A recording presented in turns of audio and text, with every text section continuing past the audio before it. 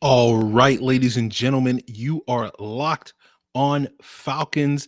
Today is an Analytics Tuesday. I'm your host, Darren Freeman. We're going to be looking at some PFF grades and analytics to discuss in detail more about this Week 13 loss that the Falcons had against the Tampa Bay Buccaneers, as well as talking about the potential return of Hayden Hurst and what he could do in terms of impacting the Falcons offense down the stretch.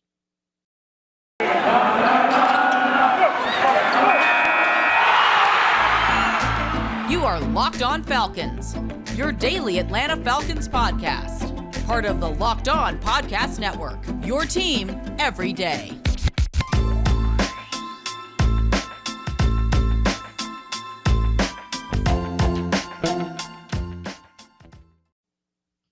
So, guys, you know me. I'm Aaron Freeman, been covering the Falcons for many years, formerly at FalcFans.com, RIP, still going strong, however, on Twitter at FalcFans. And of course, the host of this preeminent Locked On Falcons podcast, your daily Atlanta Falcons podcast, right here on the Locked On Podcast Network, your team every day.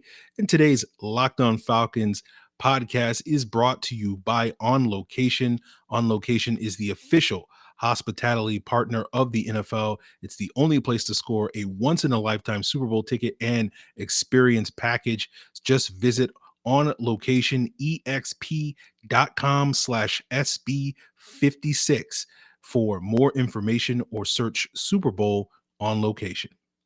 So, guys, today's episode is a little different than what we normally do each and every Tuesday here on Locked On Falcons.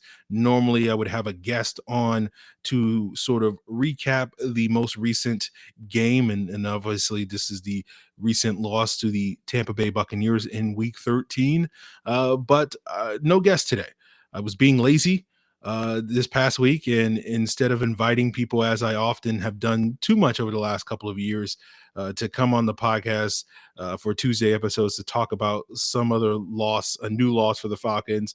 I kind of dragged my feet last week because I didn't necessarily want to have to do that anymore because, I knew going into the Sunday, or at least I had a really strong suspicion that they would wind up losing this Bucs game. So I didn't necessarily reach out to anybody last week to come on the show. So instead, we're going to borrow a page from what several other Locked On shows on the network do on this particular day, which is look at the analytics, which in other words is look at the Pro Football Focus grades that dropped on Monday for this Tuesday show. And obviously, the big story from the Week 13 loss of Tampa Bay was the loss for the Falcons in the trenches. And that'll be sort of the focus of some of the analytics that we'll get into on today's episode. Then we'll sort of get into some quick hitters, talk a little bit more about some of the skill position players, whether, talking a little bit more about, Mike Davis's and Russell Gage's big days. We'll talk about some of the young nickel cornerbacks and those guys' struggles to keep Chris Godwin in check. And we'll talk a little bit more about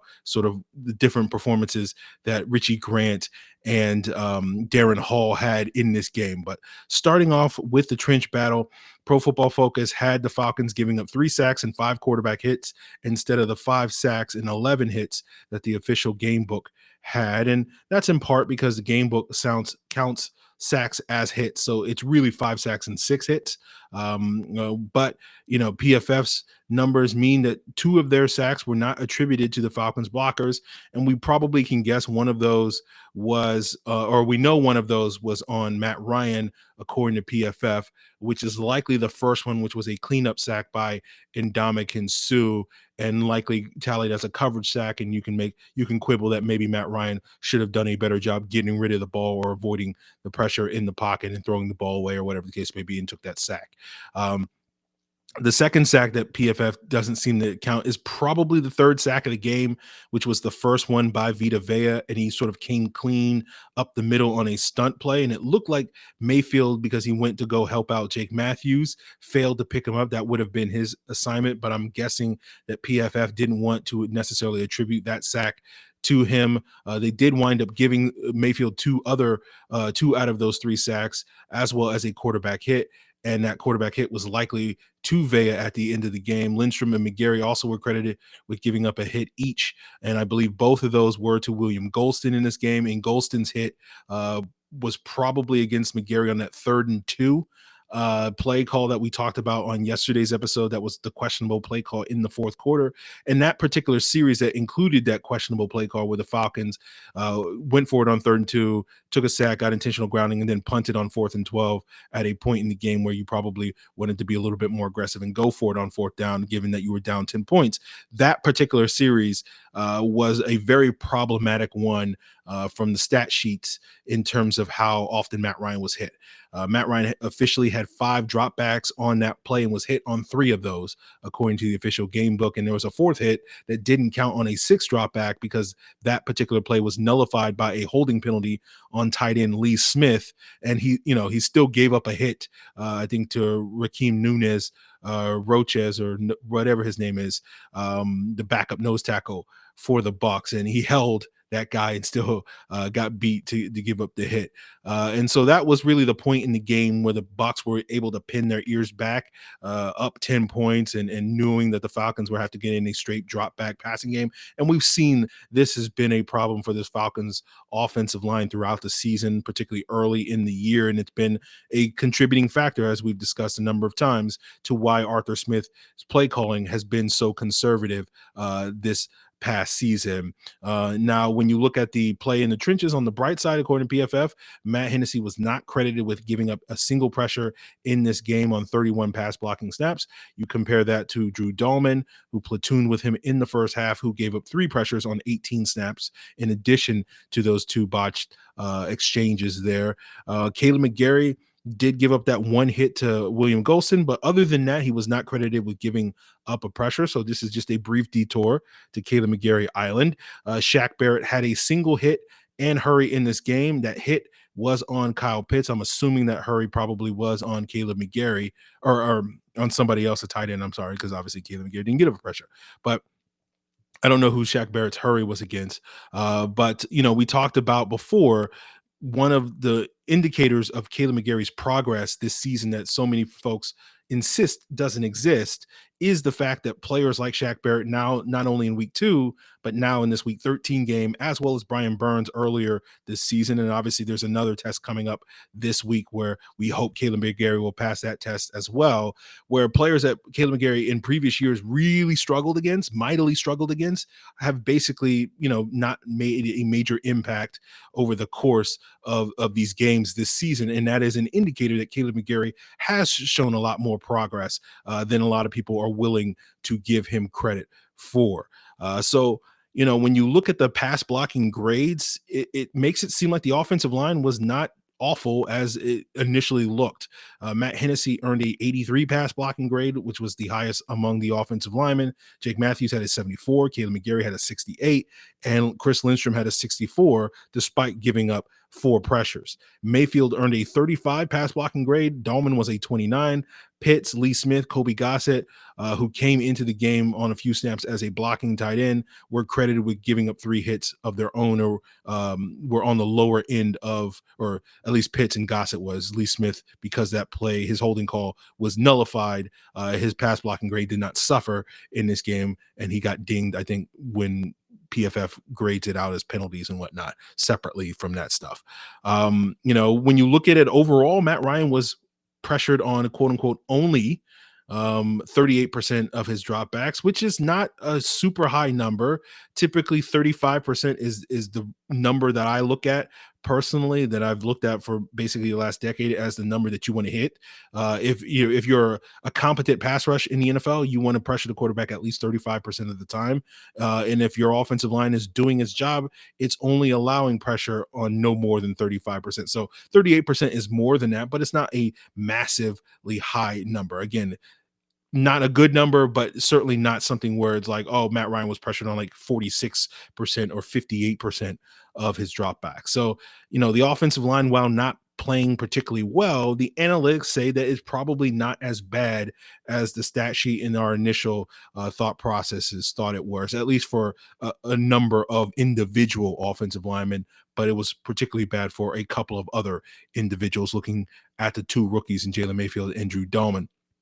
Now, looking on the flip side of the trench battle, you had Tom Brady, who was hardly pressured in this game. He was only pressured on 8% of his dropbacks. And I'm not even sure I've ever seen a pressure percentage that low based off of PFF data. And I've been looking at PFF data for the better part of 15 years, although they haven't necessarily had that exact number for the entirety of it.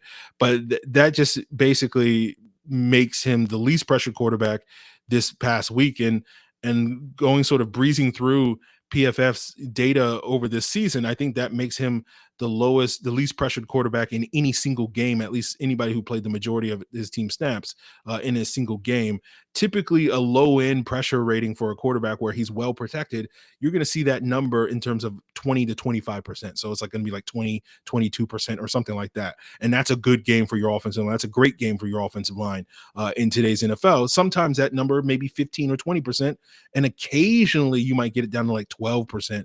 I think the lowest number, again, breezing through PFF's data this season, the lowest number I saw was 11% in one of the games earlier this season. The Falcons had less than that in terms of generating pressure in this game at 7.8%. So, this was like basically historically bad. So the analytics are telling us that the offensive line, while bad, mostly of that was on Dahlman, Mayfield, and a couple of the tight ends missing some blocks. So it may not be something that we need to panic over. Obviously, they'll be tested again against Carolina, who has had a number of success pressuring the quarterback in their most recent matchups, and Matt Ryan has not particularly handled that pressure well in these last couple of Carolina matchups. So that's something to keep an eye on to see if that continues or if the Falcons offensive line will bounce back now that they've been quote unquote embarrassed. And there have been times in the past where we've seen this unit embarrassed and they did bounce back the following week. So we'll see if that's on the horizon. But while the offensive line wasn't terrible, wasn't good, it was bad, but it wasn't terrible. Pass rush was indeed terrible. It was atrocious. And, I'm sure many of you will find ways to sort of attribute that to Stephen Means' return.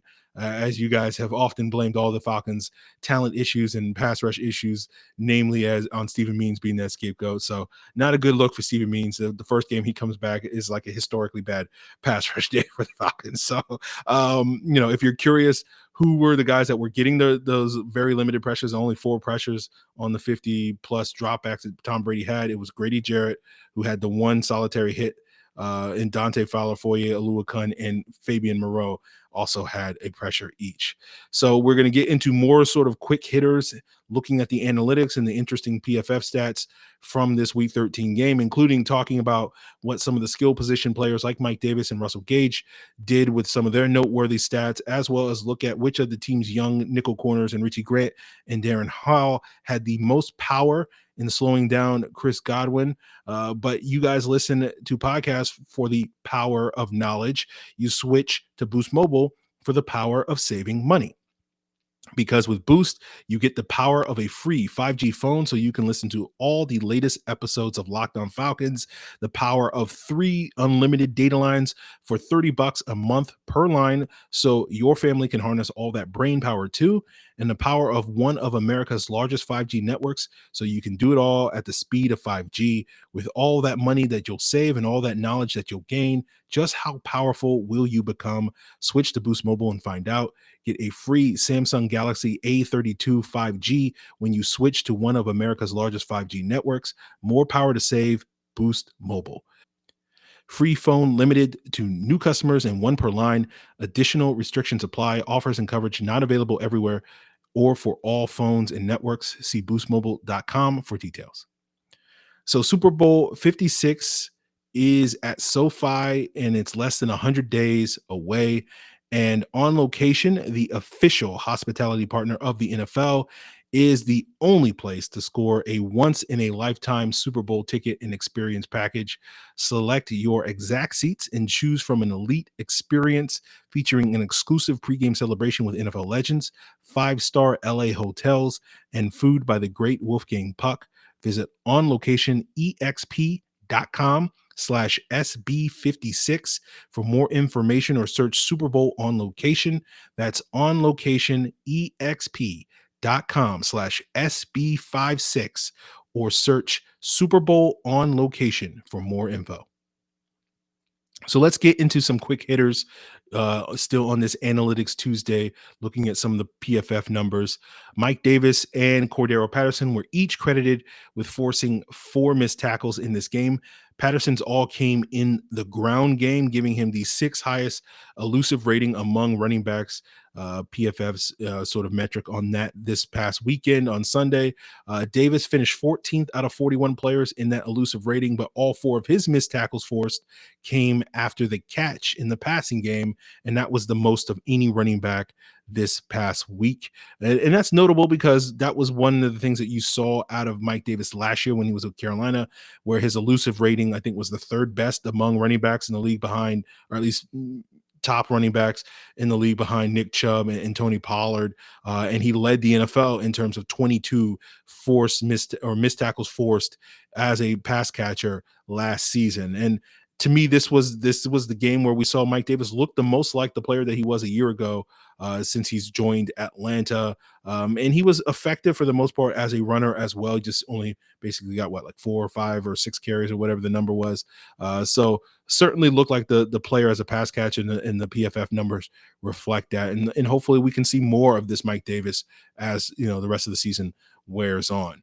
And so we don't necessarily have to have as bitter a taste on the sort of the Mike Davis experience as we've had so far this season. Moving on to Russell Gage, who had a career high 11 catches for 130 yards.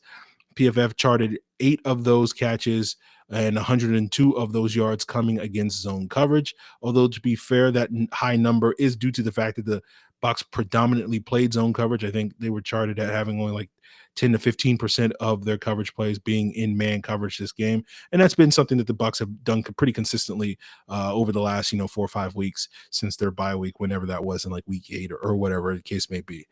So pretty much everybody had most of their catches, if not all of their catches, coming against zone in this game. The only reception that PFF charted as going against man for the Falcons receivers in this game was Olamide Zaccheaus' 30-yarder at the end of the game, practically in garbage time. And that's weird because, the data isn't exactly complete, because we only account for 8 of Russell Gage's 11 catches in zone coverage, and he had 0 catches in man coverage. So there's 3 catches and 28 yards, at least based off of PFF's charting, that is unaccounted for what scheme it was going against. So that's a little wonky thing in PFF's data. So maybe there's a simple explanation for that, but I don't know what it is. Flipping to the other side of the ball, where another player had a career high day, which was Chris Godwin, who had a career high 15 catches and then also had 143 yards, which was not a career high because his career high was an 184-yard game he had against the Falcons in 2019. But Pro Football Focus charted 7 different Falcons defenders allowing those 15 catches. Darren Hall gave up the most with 4 of those catches allowed on 5 targets, going up against Chris Godwin for 26 yards, but only one of those was a first down. Foye Oluokun was the second most with 3 receptions allowed for 20 yards to Godwin. And then you had Richie Grant and Darren Harmon each giving up 2 catches for 32 yards and 15 yards respectively. So Deion Jones was also credited with giving up a 36-yarder to Chris Godwin that he had later in the game, where he was able to get behind the defense. So when you look at Darren Hall and Richie Grant a little bit more closely, Hall gave up a total of 7 catches for 43 yards on 9 targets, according to PFF.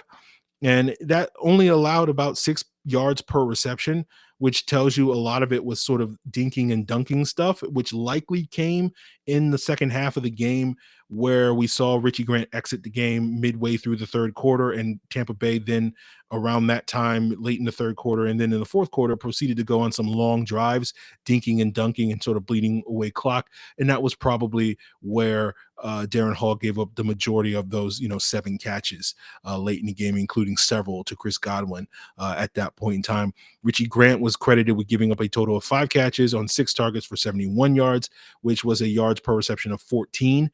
And that was thanks to a couple of big plays. PFF credited Grant giving up that 25-yarder to Godwin early in the game, where he kind of mossed him on a fade ball, and then the 36-yarder to Mike Evans. We talked about this in yesterday's episode, where I kind of attributed it to AJ Terrell, but PFF clearly attributed it to Richie Grant, where the Falcons were in an inverted cover 2 defense, and Richie Grant had sort of deep half responsibility. So they gave that credit to Richie Grant giving up that 36-yarder to Mike Evans. And sort of we'll revisit that. That's something else that we can talk a little bit more about or pay a little bit more attention to when we watch the All 22 on tomorrow's episode. So Grant received the lower of the two grades between these two guys in terms of him and Darren Hall, likely due to those big plays dinging him a little bit more than Hall giving up a couple of, dink and dunk stuff, but not necessarily giving up a lot of chain moving plays in that regard. So that's where we'll sort of leave it on the analytics portion of today's episode. Obviously, we're going to get more into the All 22 on tomorrow's episode, and we can talk about some of these other things and revisit some of these topics if things come up. And I always welcome your feedback for more things that you want me to dig into when we get into the film. And of course, you can do so by hitting me up on Twitter via email at lockedonfalcons@mail.com. Twitter and Facebook is Locked On Falcons. You can also leave a comment here on the Locked On Falcons YouTube channel. And maybe you guys are listening or watching today's episode here on a variety of podcast platforms like Apple, Odyssey, Google, Spotify, as well as on YouTube. And you're sitting here saying, I'm actually enjoying Analytics Tuesday. And you want to sit here and say, hey, Aaron, forget the Tuesday guest that you usually have. Let's have more Analytics Tuesdays. And maybe that means we can punt the guest into later in the week, possibly Friday, to maybe shake things up as the rest of the season. But that will still leave us with sort of our film review for Wednesday. And so if you want to provide that type of feedback, I'm also welcome to that if more of you guys want to see sort of the schedule get shaken up. So we'll get into the film stuff. Obviously that's going to be tomorrow, still on Locked On Falcons, and that's what we're bound for on tomorrow's episode. But what we're bound for to continue to wrap up today's Locked On Falcons podcast is talking about the roster moves that the team made on Monday. And we'll talk quite a bit about Hayden Hurst and whether we'll see more contributions from him via the passing game over these final 5 games. But in life, you're all bound for different things. With beachbound.com vacations, you could be bound for adventure, bound for passion, bound for discovery, or bound for togetherness, bound for immersion, bound for rejuvenation, or maybe you'll be bound for encountering the unexpected. Personally, when I go to a beach resort, I'm going to wine and dine myself, and whether that's poolside or on the sands, listening to the crash of the waves, as long as I got a good view and a good drink in my hand, I'll be happy as a clam. With beachbound.com, you can find the perfect beach vacation for you, no matter what you're looking for. What are you bound for? Just visit beachbound.com today to find out. So wrapping up today's Locked On Falcons, we're talking about the roster moves that the Falcons made on Monday. The most significant one was designating Hayden Hurst from return from the injured reserve with the ankle injury, and the Falcons did waive 2 players as well. The 2 players that they waived were punter Dustin Colquitt and tight end Parker Hesse. First, technically, before they waived Colquitt, they activated him off the COVID reserve list where he's been the last 2 weeks, and then they waived him. And that puts those 2 roster moves, put the Falcons down to 51 players on the roster, assuming one of those spots goes to Hayden Hurst at some point this week. And that's sort of why we assume that the Falcons cut Parker Hesse. That will leave them with a roster vacancy, and we'll sort of see what later in the week how the Falcons decide to fill it. In addition to Hayden Hurst, who, this player wasn't designated for return, but Darren Bates, the Falcons backup linebacker, did go on injured reserve the same week as Hayden Hurst with a groin injury. So technically he is able to return to practice this week, and we'll just sort of have to see how that goes for him. But maybe that roster spot is reserved for the Falcons later in this week if they need to make a roster move for one of the players that got injured on Sunday against Tampa Bay, and those are most prominently Fabian Moreau dealing with a hamstring injury, Richie Grant and Ade Ogundeji, who were dealing with ankle injuries late in that game. So maybe the Falcons will make another roster move later this week to fill one of those spots if one of those guys is out. And so, the fact that they're keeping a roster spot open means that they believe a roster move is imminent. So that means either one of these injuries is probably a little bit more serious than we think, or the Falcons are planning on bringing somebody up. Maybe that's Quadri Olson from the practice squad. Who knows at this point, though? So we can endlessly speculate, but let's talk a little bit more about Hayden Hurst. And the last time we really talked about Hayden Hurst in earnest came on the heels of that Dallas game, where on the All 22 review episode, I believe that week on the Wednesday, we talked about how Hayden Hurst was kind of misused in that Cowboys game before he ultimately suffered an injury late in that game in garbage garbage time. And that was a game where the Falcons were without Lee Smith, their normal blocking tight end. And the Falcons essentially, and I was critical of Arthur Smith for essentially turning Hayden Hurst in that game to a blocking tight end. He only ran routes on 7 plays and was blocking on 16 plays in that Dallas game. And we talked about that as a prominent example of some of the shortcomings that Arthur Smith has shown in terms of his coaching and play calling, or whatever you want to call it. Because at that time, the central topic of conversation was the lack of talent that the Falcons had at the wide receiver position, and the fact that other teams made adjustments by featuring more of the running backs and tight ends in their passing game when they had a lackluster room of wide receivers like the Falcons arguably had then and arguably have now, although Russell Gage's performance these last couple of weeks means that their wide receiver room does not look as barren as it probably looked to a lot of folks 3 weeks ago. But the fact that the Falcons didn't decide to utilize Hayden Hurst and just basically relegated him to being a blocking tight end, which is the biggest weakness of his game, to me was a testament to some of the shortcomings that Arthur Smith had been showing up to that point. We can have a conversation, we can have a debate, I'm sure, over whether he's shown progress at that point in time. There's signs of it. There's still things that he needs to improve upon, in my opinion. But, let's just be positive for once on this podcast and say maybe the arrow is pointing in the right direction. And maybe that means that we'll see more of Hayden Hurst as a pass catcher. And that's really what we kind of expected from him, this sort of 1-2 punch with him and Kyle Pitts. And now you have an inline tight end in Hayden Hurst. Because you've utilized him so much as a blocker, that you can line him up in line and have him run your typical tight end routes instead of having plays like we saw on Sunday where you have Lee Smith running some of these crossers and whatnot. That's not a great look. And it's interesting because Hayden Hurst this summer, we saw the reports that he had dropped weight. I can't remember exactly how much it was, but I want to say it was like 15 pounds. We did a podcast about it earlier in August and talked about what the implications of that were.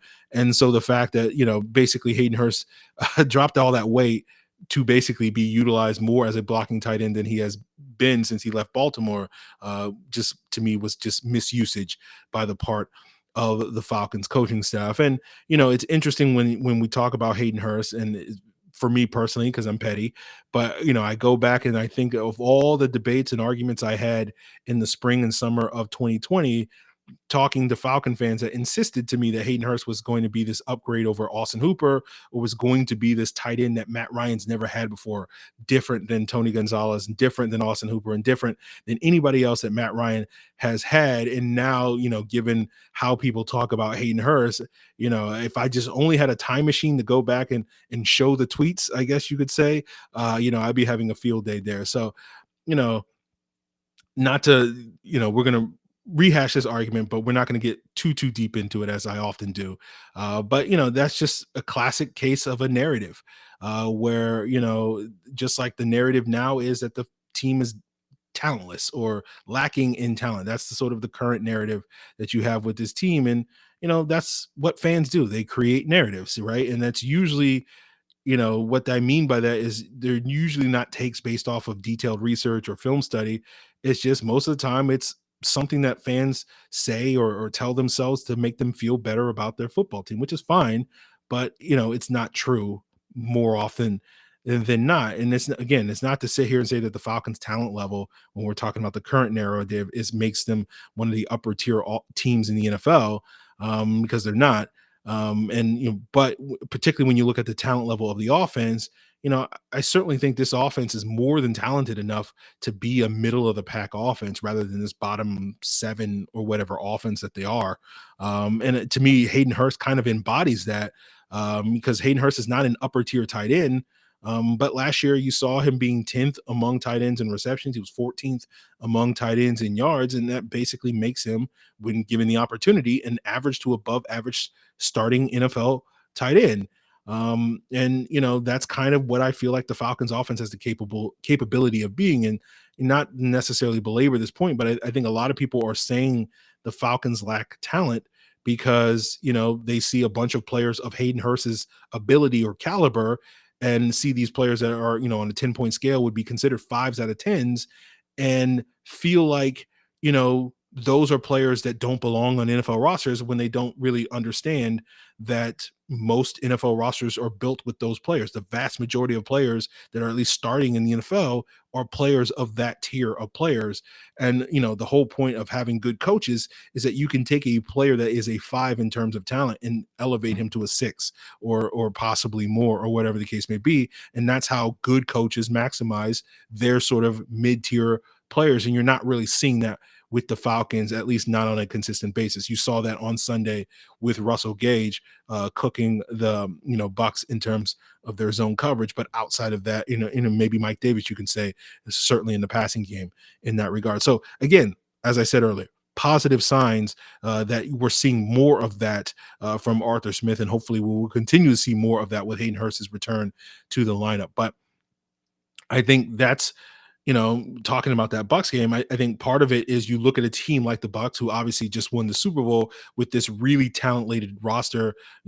Certainly I would love to hear someone argue against it. Certainly the most talented team in the league last year from top to bottom, with a stacked roster at every single position in a top 5 unit at every single position. I think that's skewing people's perception, is that's how you're supposed to be. And that's a rarity in the NFL, to have a team as stacked as that Bucks team was to win the Super Bowl as it was last year. But we've seen, again, I don't think the Bucks are as good this year, in part due to injuries and other issues.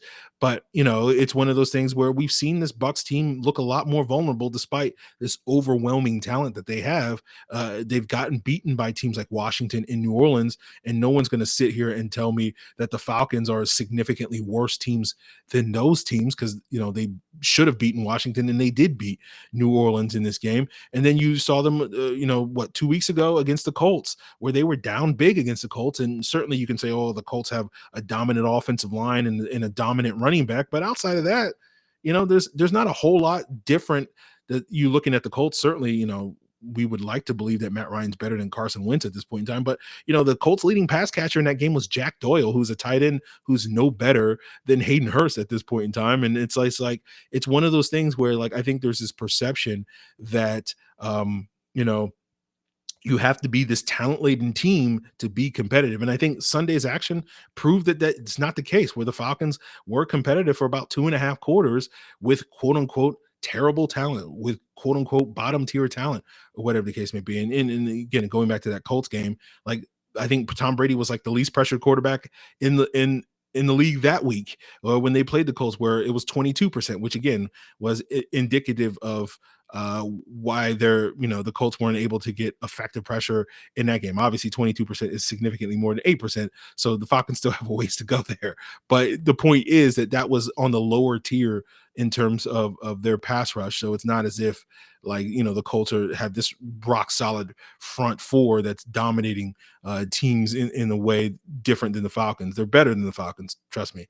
I'm not suggesting otherwise, but I'm just saying it's not like we're talking about the 2019 49ers pass rush in that regard. So I think the whole talent narrative that our fan base keeps insisting is really boils down to our fan base underestimating the capabilities of players like Hayden Hurst currently on the Falcons roster, and or overestimating the capabilities of players on other teams' rosters, like the Jack Doyles or the Taylor Heineke's or whatever the case may be, and acting like all these other teams are these talent-laden teams that can go and punch teams like the Bucks in the mouth. So I think that's why I push so hard against that narrative, because I just don't think it's necessarily true. Not because I think the Falcons are this juggernaut of a roster. I just think, we're it's an easy, convenient narrative and a scapegoat to justify whatever people's opinions are. And we won't get into why people seem to be, saying that in order to feel better about their team or better about their quarterback, at least not on today's episode. Maybe we can talk about that on tomorrow's Q&A, as you guys send in questions here at Locked On Falcons on Facebook or Twitter, or via email at lockedonfalcons@mail.com, or leave a comment here on the Locked On Falcons YouTube page. And of course, I always want to thank you guys for making Locked On Falcons your first listen. I always have recommendations for your second listen. Of course, that can be the local shows here in the Atlanta, Georgia area. That's Locked On Bulldogs, Locked On Braves, Locked On Hawks. Or you should also check out Locked On Bets if you want to get a little bit of extra money for this holiday season. Of course, handicapping expert Lee Sterling is bringing you his daily picks, his blowout specials, and his lock of the day every single day on the Locked On Bets podcast. And just like Locked On Falcons, Locked On Bets is on the same platforms that Locked On Hawks and Locked On Braves and Locked On Bulldogs is on. That's Apple, Odyssey, Google, Spotify, and of course, several of those shows like Locked On Falcons are also free and available on YouTube. If you like it, subscribe it, hit that like, leave a comment, all that jazz. So that's going to do it for us here with a slightly different format on Analytics Tuesday. We'll be back tomorrow with an all 22 review and Q&A. I appreciate you guys for tuning in. Appreciate it. Till then.